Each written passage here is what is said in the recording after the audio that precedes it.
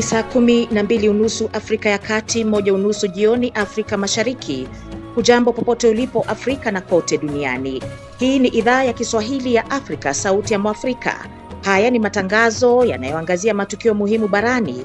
Tumekuandalia taarifa mbalimbali ikiwemo sanaa, uongozi, afya, teknolojia, spoti na mazingira. Jina langu ni Anne Ngugi, andamana nasi hadi tamati. Kwenye ukurasa wetu wa Facebook pia andamana nasi, pia kwenye YouTube, X na TikTok. Tafuta idhaa ya Kiswahili ya Afrika. Karibu mpenzi msikilizaji, tuandamane.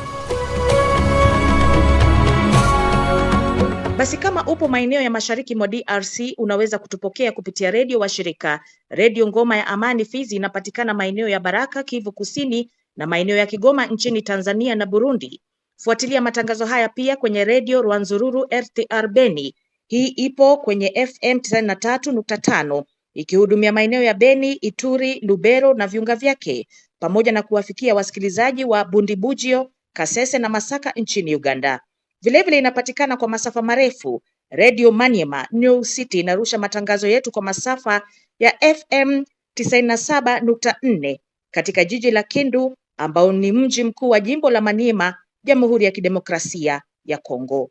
Ni Jumatatu tarehe 12 mwezi Januari, wiki ambayo Uganda inajiandaa kufanya maamuzi muhimu ya uongozi wa taifa hili. Lakini kwanza tupate taarifa za habari naye mwenzangu Angela Mnyendo. Khartoum, Sudan. Utawala wa kijeshi nchini Sudan kwa mara ya kwanza amerejesha operesheni zake mji mkuu Khartoum baada ya kuhamia eneo la Port Sudan kwa miaka mitatu.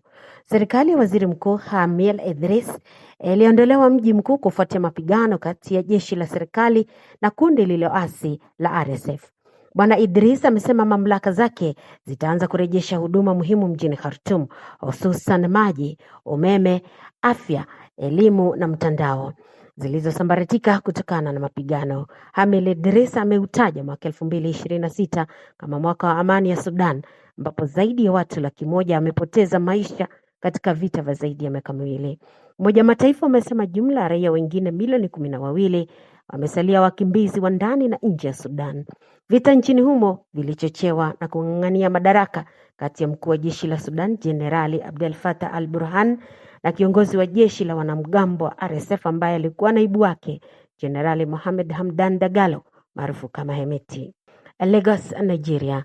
Jamaa ya mwandishi mashuhuri nchini Nigeria Chimamanda Ngozi imelaumu hospitali moja na kudai wahudumu wake walipuuza afya ya mwanawe na kusababisha mtoto huyo kufariki dunia. Mtoto huyo wa kiume Nkanu Namdi alipoteza maisha baada ya kuugua kwa muda mfupi. Wanafamilia wanasema wahudumu katika hospitali ya Eurocare walimnyima mtoto huyo hewa ya oxygen na badala yake wakampa dawa za kulala, hali iliyosababisha marehemu kukosa hewa kwenye ubongo, hivyo akapata mshtuko wa moyo na kukata roho. Kwa upande wake, mamlaka za hospitali zimekanusha kutompa marehemu huduma muhimu na kusema alifikishwa kituoni akiwa hali mahututi, lakini wakasema wako radhi kufanya uchunguzi huru ili kubaini mazingira yaliyosababisha mtoto huyo kufariki dunia. Chimamanda ni mwandishi na mshindi wa tuzo kadhaa duniani. Alipata mapacha wa kiume miaka 2 iliyopita na wiki jana mmoja wa mapacha hao alipoteza maisha baada ya kuugua kwa muda mfupi. Cape Town, Afrika Kusini. Manuari za jeshi la China, Urusi na Iran zinaungana na zile za Afrika Kusini kwa mazoezi ya pamoja mwambao wa mji mkuu wa Cape Town. Mazoezi haya yanaonekana kama ujumbe kwa Marekani baada ya kuivamia Venezuela, kumteka rais wake pamoja na kutwaliwa kwa meli za mafuta za nchi hiyo na jeshi la Marekani. Mwaka jana mataifa haya yalishirikiana kwa mazoezi sawa huko China chini ya ushirikiano wa muungano wa mataifa ya BRICS ambao yanahusisha mataifa ya Brazil, Urusi, India, China na Afrika Kusini. Wengine ambao wamejiunga na kundi hilo ni pamoja na Iran na ufalme wa Imarati. Iran inashiriki mazoezi ya sasa Afrika Kusini wakati taifa hilo linakabiliwa na maandamano makubwa ya kupinga gharama ya maisha na kulalamikia mfumo wa utawala. Cotonou, Benin. Wapiga kura nchini Benin wanashiriki uchaguzi kuwachagua wabunge na madiwani wapya. Shughuli hii inajiri wiki chache baada ya taifa hilo la Afrika ya Magharibi kutibua jaribio la mapinduzi ya kijeshi. Kura za sasa zinawachagua wabunge 109 watakaopitisha sheria za nchi hiyo, huku chama cha Rais Patrice Talon cha Democrats kikitarajiwa kupata wingi wa wabunge. Wadadisi wa siasa wanaonya huenda upinzani ukapoteza viti vyote 28 kufuatia sheria mpya ya uchaguzi ambapo vyama vya kisiasa vinatakiwa kuungwa mkono na 20% ya wafuasi ambao wamesajiliwa kupiga kura katika maeneo yote 21 nchini humo.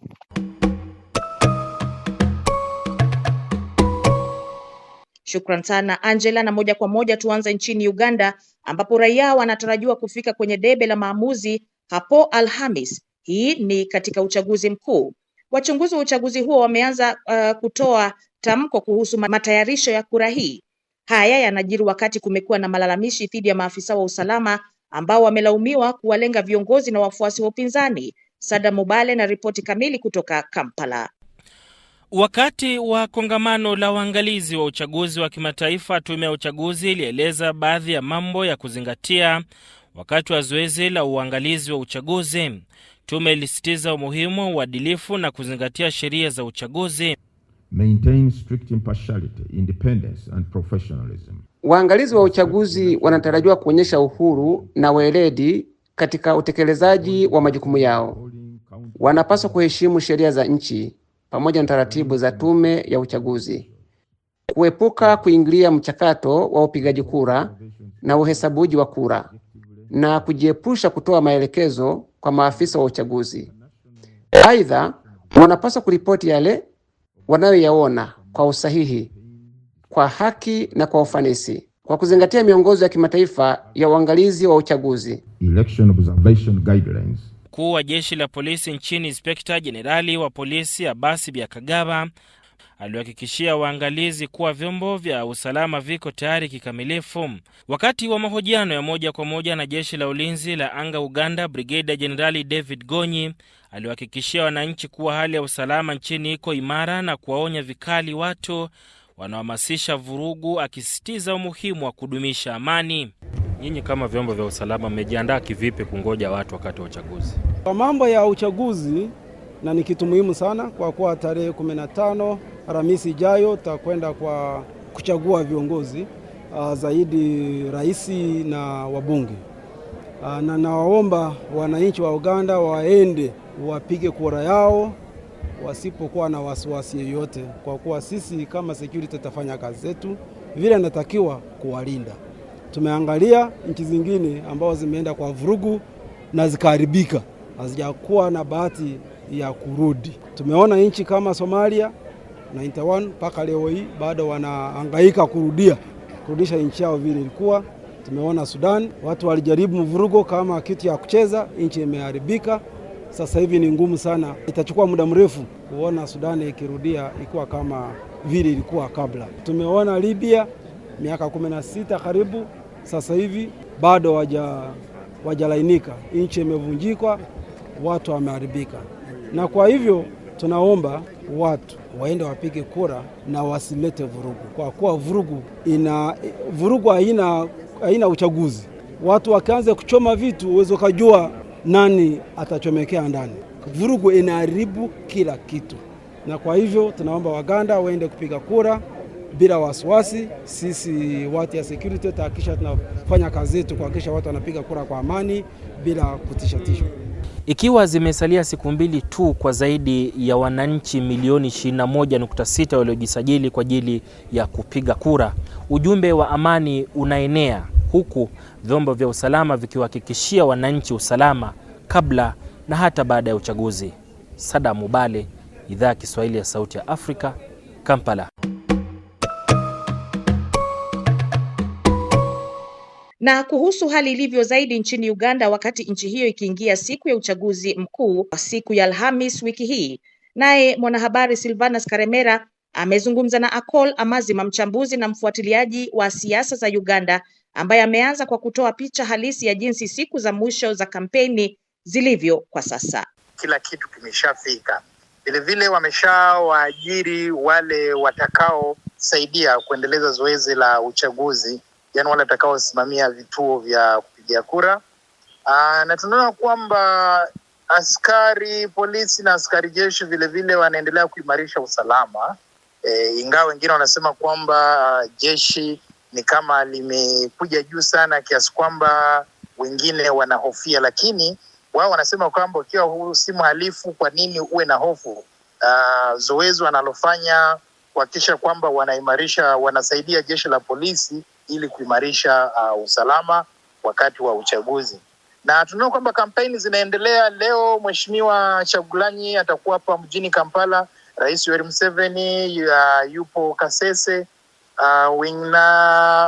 Mugisha Muntu yuko magharibi mwa Uganda, Nandala Mafabi yuko mashariki mwa Uganda, maeneo ya Sironko. Kwa hivyo tunaona kwamba wagombea kwa ngazi ya rais wanaendelea kuhakikisha kwamba hizi siku za mwisho tayari wanasaidiwa hapa na pale ili kuhakikisha kwamba wanawafikia wapiga kura na kuwaomba wawachague. Nadhani kwa upande mwingine tumeshuhudia malalamiko kutoka kwa wapinzani wakilalamika kwamba polisi wanatumia nguvu, lakini vile vile tumeshuhudia serikali pamoja na polisi wakisema kwamba kama ulivyosema, wakionya wananchi kwamba wajizuie kutojiingiza kwenye mambo ambayo kwa kweli sio mazuri. Katika kauli hizi mbili, unadhani ipi kauli yenye umuhimu mkubwa katika wakati huu kama huu uchaguzi ukiingia nchini Uganda? Ni kweli kuna wakati unaona kwamba jeshi la polisi limetumia nguvu nyingi dhidi ya vyama na wagombea wa upinzani. Hilo ni jambo la kweli, lakini na kwa upande mwingine unajua kwamba mara nyingi masuala ya usalama lazima yaimarishwe, kwa sababu pia kuna visa ambapo vijana wamejitokeza hadharani wakitishia amani wananchi, wakitishia amani hata jeshi la polisi. Kwa hivyo uwezo ukatishia askari, uwezo ukatishia jeshi la polisi au hata na UPDF yenyewe kuwatishia amani ukadhani kwamba atakuacha. Au uwezo ukatishia amani ya nchi na kwa sababu ya uchaguzi alafu ukasema kwamba wale watakuacha. Kwa hivyo nasema kwamba ndiyo jeshi la polisi na jeshi la UPDF wamejaribu kutetea vitendo vyao, lakini kwa upande mwingine ndiyo wanafaa kudhibiti uhalifu, lakini kuna wengine wakati wanavuka mipaka naona kwamba wametumia nguvu nyingi.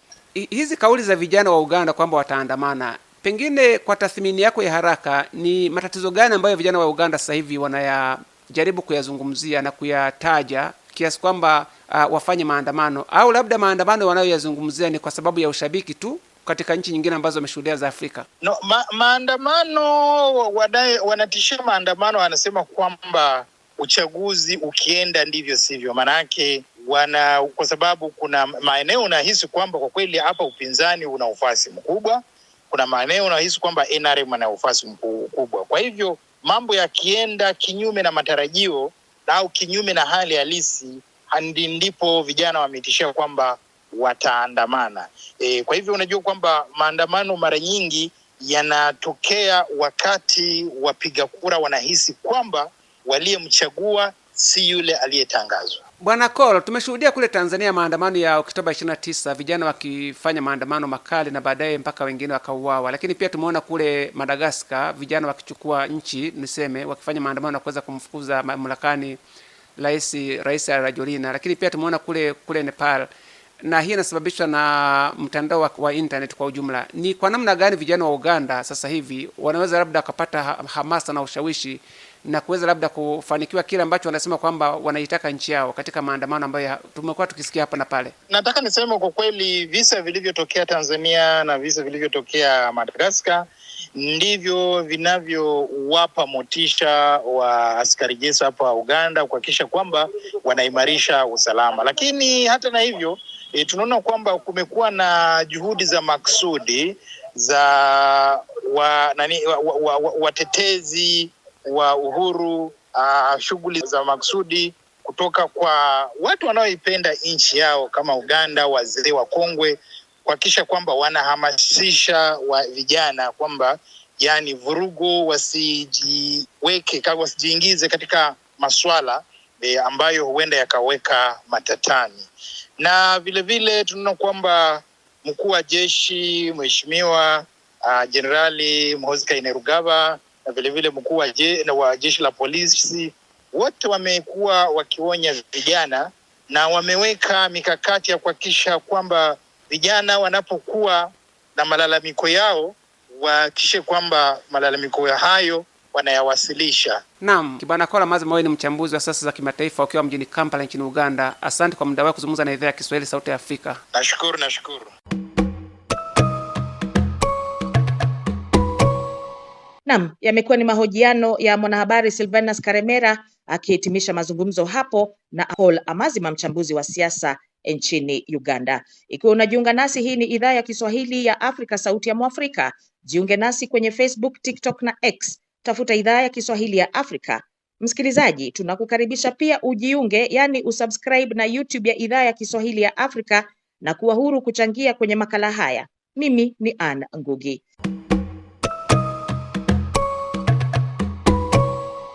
Naona wengi mnajiunga na idhaa hii ya Kiswahili ya Afrika.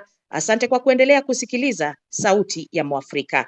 Vile vile tutumie maoni yako kuhusu matangazo yetu. Uko wapi? Ni nini ambacho kimekusisimua? Ungetaka kusikiliza nini kwenye idhaa hii? Nasi hapa tutakuwa tunafuatilia maoni yako kwa kina kabisa. Kwa sasa tutupie jicho yaliyomo kwenye viwanja vya kinyang'anyiro cha kombe la mataifa bingwa barani Afrika, AFCON. Huyu hapa Gabriel Ingumbu na mengi.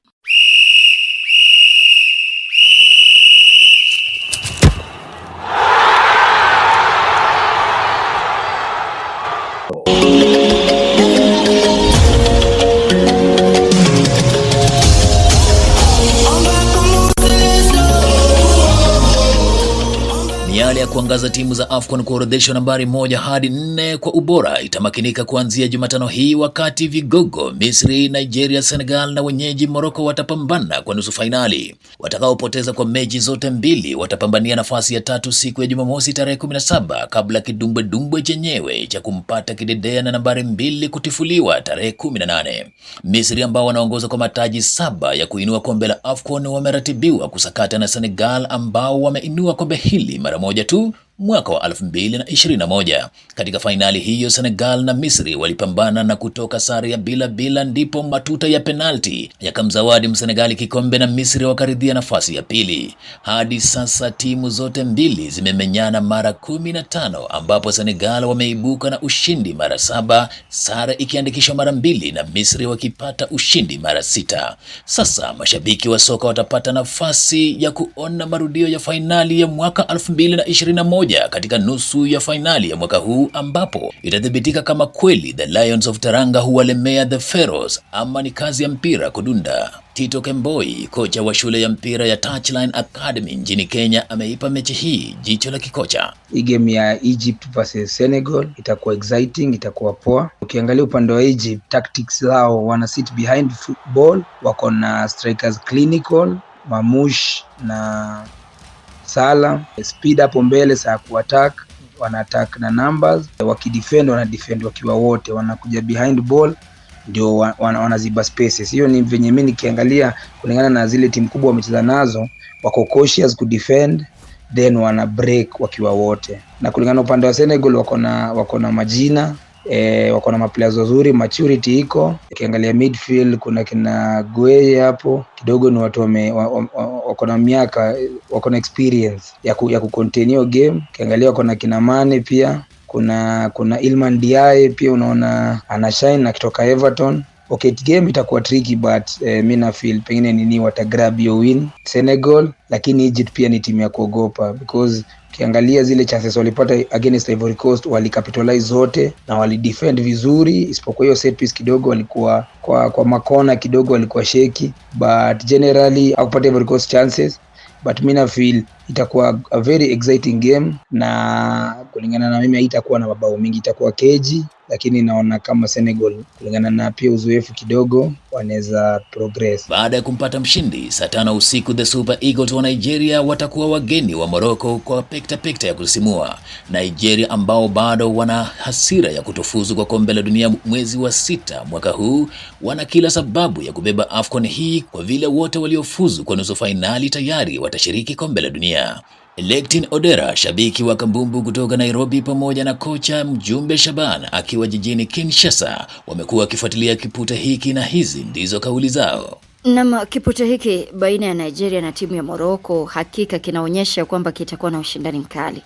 Manake kila mtu anasaka ushindi, lakini pia izingatiwe kwamba timu ya Morocco kwa zaidi ya miaka 30 hivi, yani kutoka mwaka 1976 haijawahi shinda hili kombe la AFCON. Manake mara ya mwisho ilishinda ni huo mwaka wa 1976. Alafu baadaye sasa Nigeria wakakuja kuchukua mwaka 1980. Kwa hivyo mimi nahisi kwamba hii miaka yote ndiyo itakuwa inaipa Morocco motisha ya kusaka hili taji. Licha ya kwamba Nigeria imeweza kufanya nini kuchukua mara 3.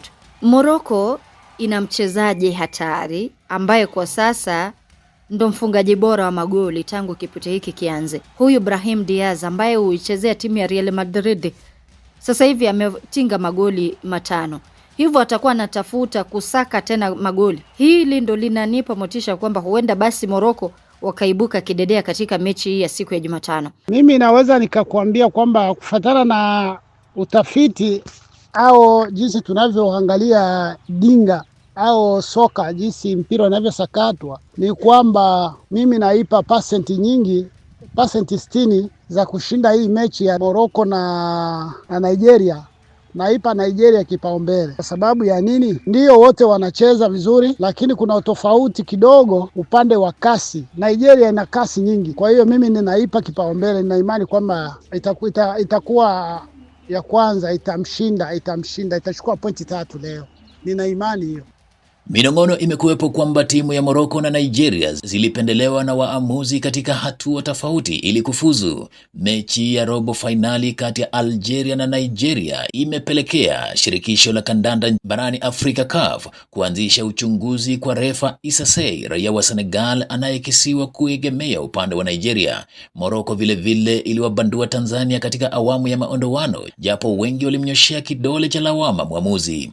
Pia katika mechi kati yao na Cameroon wanadai kunyimwa penalti 2 za wazi wakati wa mechi ya robo finali. George Jogopa kutoka Dar es Salaam hajaogopa kuliangazia swala hili kwa kina.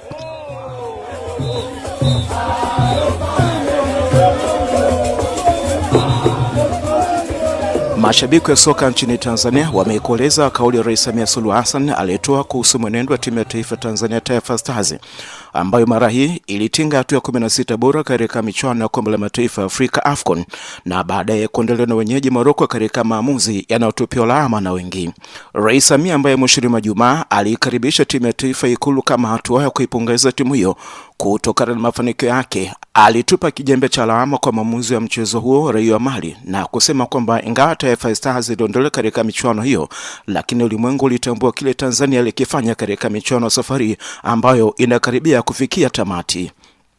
Kwa sababu tuliocheza nao ni wenyeji, ni taifa lenye fedha, ni taifa ambalo lina ushawishi kwa wenzetu hao waandaaji. Kwa sababu tulikuwa tunayaona wazi na dunia imeona wazi kwamba Tanzania ni wapambanaji, wamepambana, lakini ilibidi lile litokee, iwe iwavyo lile litokee. Kwa hiyo mimi nawapongeza sana, mmefanya kazi nzuri sana. Nawapongeza pia benchi la ufundi, viongozi wa timu na wanamichezo wengine wote mliopo hapa. Ni ukweli kama walivyosema walionitangulia, michezo yetu imepanda, football yetu imepanda, lakini michezo mingine pia nayo inakwenda juu. Kwa hiyo mimi nawapongeza sana. Wengi wa mashabiki wanasema wametia moyo na mwenendo wa timu ya taifa Taifa Stars, wakiamini kwamba iwapo itaendelea kukaza mkwiji barabara katika siku za usoni, huenda fainali zijazo zitakofanyika kwa mkupuo Tanzania, Kenya na Uganda, Taifa Stars ina nafasi ya kushangaza tena ulimwengu wa soka katika fainali hizo. Hata hivyo, mjadala mkubwa unaosalia sasa ni kuhusu baadhi ya waamuzi wanaochezesha fainali hizo wakitupiwa lawama kupindisha baadhi ya sheria za soka na hivyo kupeleka machungu kwa baadhi ya timu. Wachambuzi wa soka pamoja na wataalamu wa masuala ya uamuzi wanazitaja fainali safari pamoja na kuwa na vivutio vya hapa na pale, lakini swala la uamuzi ni eneo pekee linalotia doa michuano safari hii. Hata hivyo, mchambuzi huyo Ramadhani Mafuta anasema baadhi ya waamuzi wanajitahidi kuziendea vyema sheria za soka, ingawa kwa upande mwingine kuna wale wanaendelea kuborunga katika fainali za safari huko Morocco. Tathmini yangu kwamba si marefa wote, kuna baadhi ya marefa ambao wanachezesha kweli wanazikwaza baadhi ya timu nyingi sana ambazo nimeona kama ikiwepo Tanzania, ikiwepo Kameruni, waliweza kulalamikia kuweza kwenda kwenye VAR kuweza kujihakikishia kwamba ile ni penalti au sio penalti. Marefa waligoma katu kwenda kuangalia kwenye VAR kwa sababu tunarudi kule kimitazamo. Toka mashindano yameanza haya, kawaida tunaelewa kwamba asilimia kubwa ya timu ambazo zinakuwa zinaandaa mashindano lazima watahakikisha wameingia katika hatua ya fainali. Mfano unakumbuka Ivory Coast waliingia kwa best loser katika mashindano yaliyofanyika Ivory Coast, ambaye ndo alikuwa bingwa mtetezi katolewa juzi. Mission zilikuwa ni hizi tu za kulalamikiwa kwa marefa. Itabidi wajitathmini marefa, viongozi wa CAF wakishirikiana na FIFA, tujifunze kupitia kwa wenzetu Ulaya. Ndio maana unaona hata wengine, kama unakumbuka mechi ya Yanga na Simba, tulichukua refa kutoka nje ili kuondoa utata, akaja kuchezesha mechi hapa katika mechi ya dabi. Kwa hiyo sasa hata hawa ni swala la CAF sasa na viongozi wanaodeal na hawa marefa kuweza kuwatathmini na kuangalia ili tuweze kufika mbali, kwa sababu mashindano makubwa katika Afrika, AFCON ni mashindano makubwa sana. Kwa hali unavyozungumza, haya ndio yanachangia kwa upande mwingine unaposhuhudia michuano ya kimataifa kama kombe la dunia, idadi ndogo sana ya marefari kutoka ukanda wa Afrika wanachaguliwa kuchezesha. Unadhani haya yanachangia kukosa nafasi kwa marefari wa nchi za Afrika kuchomoza katika michuano ya kombe la dunia?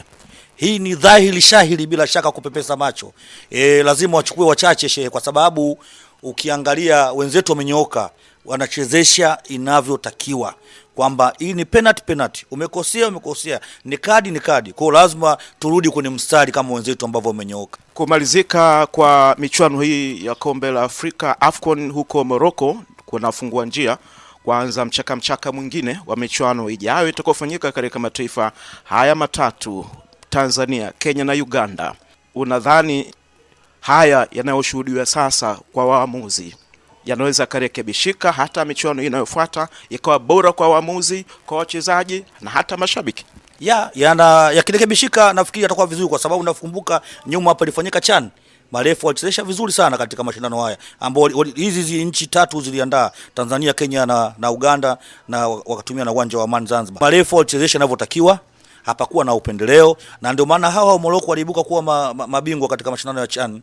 Kama ingekuwa na marefu wanachezesha katika hali ya upendeleo, wasiongeza kuchukua kombe hapa. Ina maana katika hizi nchi lazima wangetaka na wao lazima kikombe kibaki. Kwa hiyo ni swala la kujirekebisha, swala la kuboresha, ili tunapokuja katika haya mashindano ya 2027 basi yaje katika hali ya ubora zaidi. Naam, ni hali jumla katika fainali za AFCON safari na jinsi wafuatiliaji wa soka wanavyotupia macho uamuzi wake. Paka wakati mwingine na mara nyingine, kutoka Dar es Salaam ni mwanamichezo mwenzako George Njogopa. Ila laheri kwa shabiki wetu wa idhaa ya Kiswahili Sauti ya Afrika kwa timu yako, na usisahau kusubscribe kwenye mitandao yetu ya Facebook, YouTube, X na TikTok. Langu jina ni Gabriel Ingobu, michezo.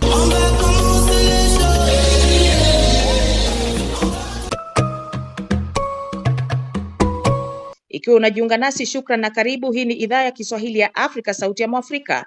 Tufuate kwenye Facebook, YouTube, TikTok na X. Tafuta idhaa ya Kiswahili ya Afrika. Waalike pia marafiki na watu wa karibu kujiunga na idhaa ya Kiswahili ya Afrika. Subscribe, jiunge na YouTube yetu. Sote tu familia moja, sauti moja ya Mwafrika. Na basi kama upo maeneo ya mashariki mwa DRC, tunakukumbusha pia unaweza kutupokea kupitia redio wa shirika, Redio Ngoma ya Amani Fizi, inapatikana maeneo ya Baraka, Kivu Kusini, na maeneo ya Kigoma nchini Tanzania na Burundi. Unaweza pia kutufuatilia matangazo haya ya idhaa ya Kiswahili ya Sauti ya Afrika kupitia redio Rwanzururu RTR Beni. Hii ipo kwenye FM 93.5 ikihudumia maeneo ya Beni, Ituri, Lubero na viunga vyake, pamoja na kuwafikia wasikilizaji wa Bundibugyo, Kasese na Masaka nchini Uganda.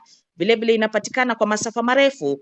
Radio Maniema No City inarusha matangazo yetu kwa masafa ya FM 97.4 katika jiji la Kindu, ambao ni mji mkuu wa jimbo la Maniema, Jamhuri ya Kidemokrasia ya Kongo.